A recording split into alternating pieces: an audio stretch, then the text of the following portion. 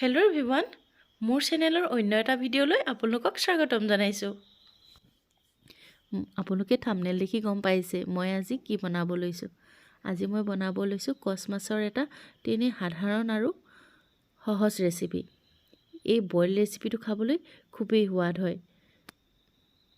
তেনেহ'লে পলম নকৰি আজিৰ ৰেচিপিটোলৈ আগবাঢ়ো বলক।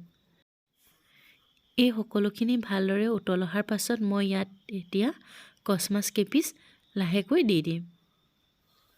যিহেতু আমাৰ প্ৰায়বিলাকৰ ঘৰতে মাছৰ বইল তৰকাৰী এখন বনোৱাই হয়, আমি সৰুৰে পৰা খায়ে আহিছোঁ, নহয়নে বাৰু? আমাৰ ঘৰতনো এই মাছৰ বইল তৰকাৰীখন কেনেদৰে বনায় তাৰে এটা থুলমূল আভাস আপোনালোকক মই আগবঢ়াইছোঁ। আপোনালোকে কেনেকুৱা পালে জনাব, আৰু যদি আমাৰ দৰে এবাৰো খোৱা নাই তেনেহ'লে এবাৰ খাই চাবচোন, খুবেই সোৱাদ হয়।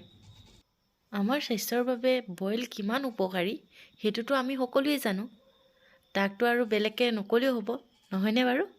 এতিয়া মই ইয়াত অলপমান জালুকৰ গুড়ি ছটিয়াই দিছোঁ।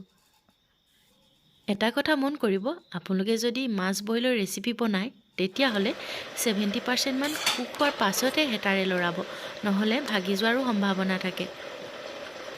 এই বইল ৰেচিপিৰ তৰকাৰীটো আপোনালোকে জোল কৰিও খাব পাৰে, নতুবা গ্ৰেভি কৰিও খাব পাৰে, নহ'লে বইল কৰি পানীটো শুকুৱাই ঠিক তেনেদৰেও খাব পাৰে।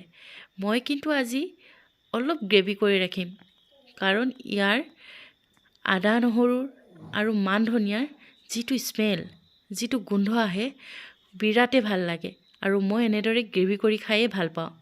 আপোনালোকে নিজৰ ইচ্ছা অনুযায়ী ৰাখিব।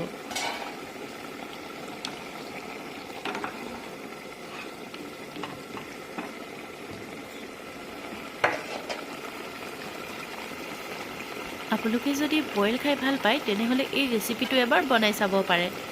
মোৰ বিশ্বাস আপোনালোকে খুবেই ভাল পাব।